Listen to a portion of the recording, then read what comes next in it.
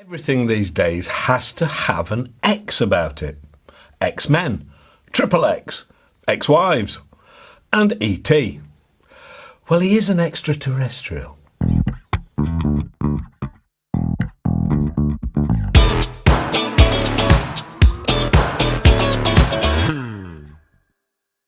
Hello and welcome to AAR on Air. This week is the Remington SPIRIT X, and I must admit to immediately taking a liking to the look. This is, before anyone leaves a comment, an evolution of the P35, but now bearing the Remington name. Let's take a closer look, shall we? The first thing you notice is this compact little bullpup is dressed in some rather nice and well finished off beige, which gives it a much warmer feel to it rather than the more tactical black normally evident in this type of PCP. It is around 750 millimeters or 29.5 inches long and tips the scales unscoped at 2.95 kilograms, which is a pretty anorexic 6 pounds 8 ounces. Naturally, you're going to need to put a scope on this, and the top rail is a Weaver Picatinny, so you're perfectly covered.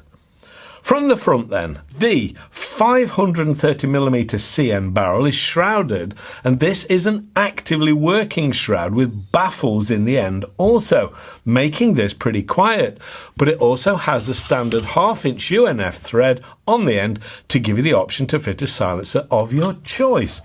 If you add a reasonable silencer, you will then seriously reduce the volume to a really low level. One interesting fact is that in use, this does exhaust, as it were, from the base of the shroud, and this air can be felt when shooting the rifle. Not a problem, just an observation and proof of this being an active shroud and not just for show. Below this barrel is the 280cc capacity air cylinder. That figure does include a 65cc in the new designed plenum of this regulated bullpup. The maximum working pressure is 250 bar. However, the manufacturers recommend you fill to a maximum of 240 bar, presumably to be on the safe side.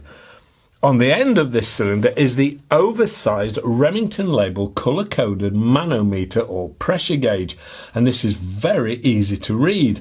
As always, not the ideal position, but fitted here in order to keep the manufacturing costs down. These are in exactly the same place on a lot of more expensive guns, such as Virox, for example.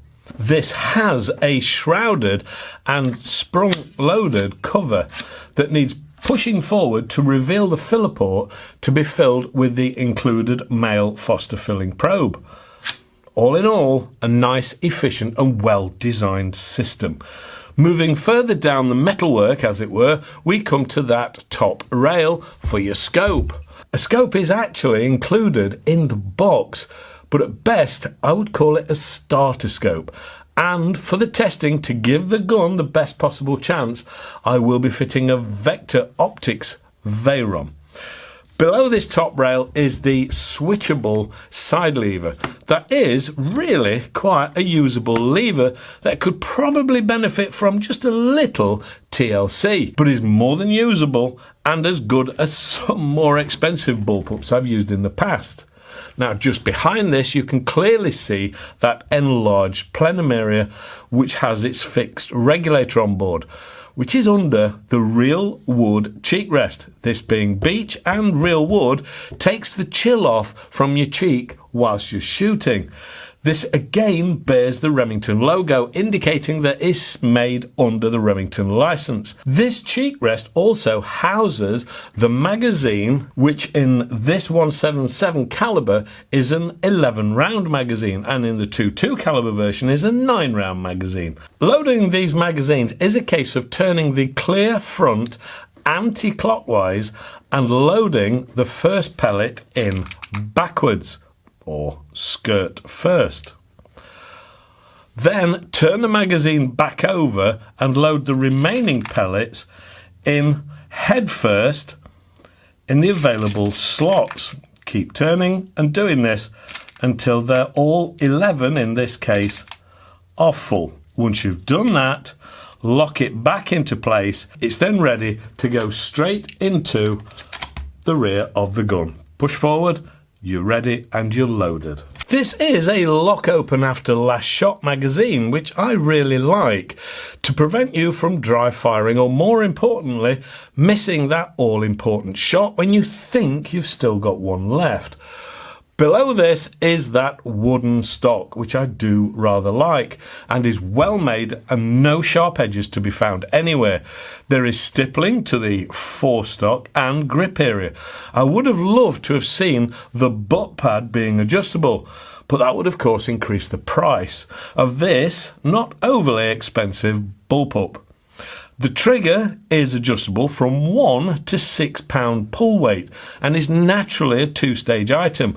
The safety is a trigger lock type and is push from left to right for safe and right to left for fire. When in safe, it completely locks the trigger. Now this comes straight out of the box, supplied by the manufacturer at around 10.4 foot-pounds, which I thought was a little low for a sub-12 gun. I consider 10% acceptable, though not particularly desirable. So, talking to Vector here, the ones being sold by Vector have all been orange modded, and this is the one I took to the chronograph to test it with standard 8.44 grain H&N Barracuda 8s on board. It saw 786 feet per second, which is 11.58 foot-pounds, or 15.7 joules, which brings this up to more of a pest control power level. And I have noticed quite a difference in the target work as well, which brings me rather nicely to the range work. This does come supplied, as I've said, with a 3 to 9 starter scope, which really is a very basic starter scope and is enough to get you out shooting. But this level of gun would really benefit from a better quality scope, and I've fitted a veer onto this to make the whole experience better and give me and the gun more chance. As always then, out at 40 metres. The Remington Spirit X. I don't know what the X bit is, whether it's extra special, extreme, whatever.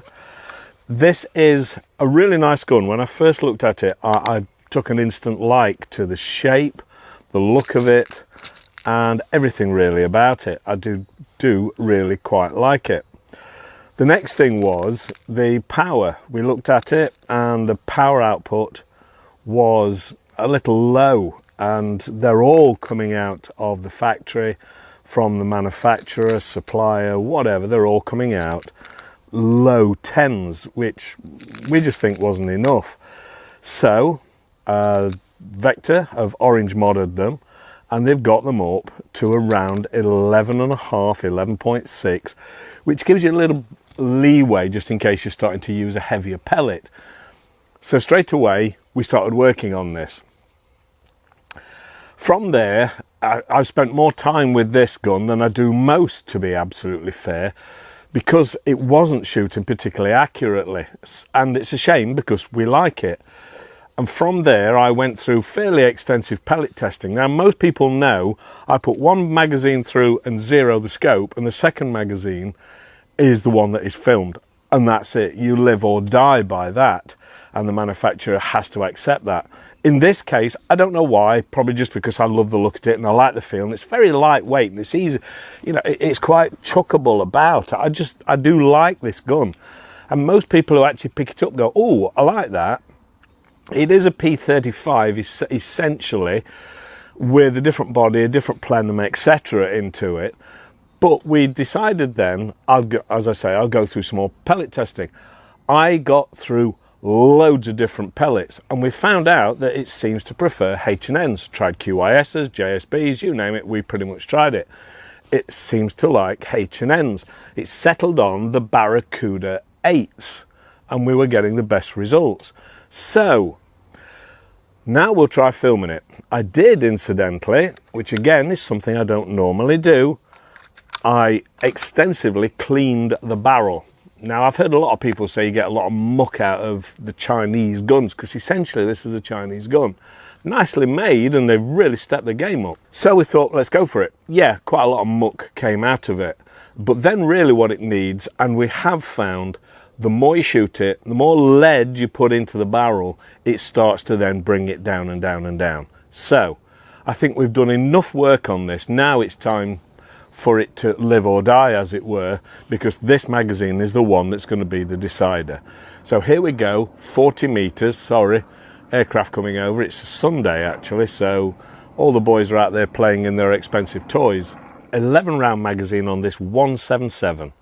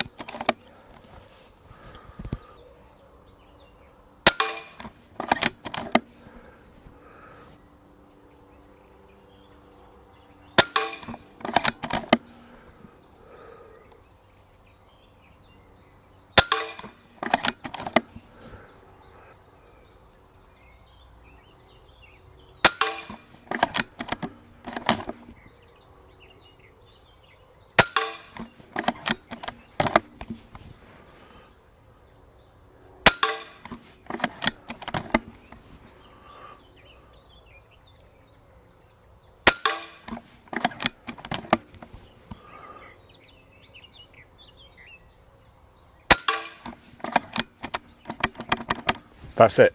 Lock open after the last shot, which is a really nice one. And we'll just get rid of that. Okay, let's go and get it and see what it looks like, shall we? The grouping is mostly there. The last shot was my fault. I pulled that one. But you're getting a decent group. I think with more leading in and spending a little more time with this, I think that could be brought in neater and tidier. I think it's got real capabilities. I think it's got real possibilities and probabilities, if you like. We'll put all the abilities to it. I just think it has, and it feels so nice to use. It's just a case of getting comfortable with it, in my opinion. I like it. I do like the construction. I like the build. I like the fact that it's consistent as far as the power levels are concerned. Even though the regulator on board is a fixed regulator, it's not adjustable. It's still very, very nice. I wouldn't use the scope that came with it because, to be honest, I've seen some starter scopes, and there's starter scopes, and that is very much just a starter scope, if you know what I mean. So I would upgrade and put a Veyron scope on it or something of the like, which is nice and short. I know it makes it more expensive, but I think it's worth it, and you get a much, much better scope and package is probably the word I'm looking for altogether. I like it. It has taken quite a lot of work, and if you want the one that is the most accurate, then you're going to need the 11.5, 11.6 foot-pound one, which is the orange mod one from Vector Air. Other than that, it seems to be a little bit erratic, and definitely get yourself some cleaning rods or a pull-through and give it a good old clean beforehand. Other than that, what's not to like about it? It is a pretty, pretty little gun. I have, by the way, been using the new Apollo rest, because people have a go at me at all sorts. You should be shooting off a bag, you should be shooting off whatever. This is a combination of bag and very, very adjustable mounted metal rest. I do like it. It's very comfortable. You probably see it more often. It's not quite as lightweight and transportable as the Rockstad, which I use most of the time, and I do like the Rockstad. That's 30 quid. This one comes in at about 65, but it is very, very adjustable. It's a different beast altogether. So yeah, you'll probably see that come in a little bit more often. But back to the gun, I like it. It just needs a bit of TLC to get the very best out of it. So that's enough from the range. Back to the studio. I did test this quite extensively beforehand, which is unusual for me. I normally shoot it straight out of the box. But because this had been tuned to a better spec, I thought I would test the results with different pellets, etc. It did favour H&N pellets, settling on the Barracuda 8s, and in this case it didn't much like the JSBs or the QIS pellets either. The other point of interest was also the fact that the barrel does have quite a lot of protection oils inside and also benefited from a good clean beforehand. Either way, the results were quite pleasing, and with practice and getting used to the gun, I think it will improve. Cost-wise is the next thing. This comes with one magazine, a starter scope, fill probe and orange modded, and will set you back £550 UK. But I would add a decent scope. I believe Vector are going to be doing a package deal. I started out by saying I liked the look of this Spirit X, and I still do. I like the finish to it, and I like the power level now too. With familiarity, I think you could prove to be a reasonably accurate tool as well. Hopefully you've enjoyed this week's review. If you have, please give us the old thumbs up, subscribe, and feel free to share and click the alarm notification bell. There is Airgun Factory to check out on Facebook, the AAR On Air website for merch, news, competitions and much more, the AAR Green Air project, which so many of you have gotten involved with, and for that we are very, very grateful. And these have been a few of the names of people who have helped support us so far. A big thank you, of course, to Vector Air for their help getting hold of this week's gun, and of course all their help tuning it and setting it up to its higher potential. Well, that's it for this week. Thank you for watching. Please stay safe and shoot safe, and hopefully I'll see you next week.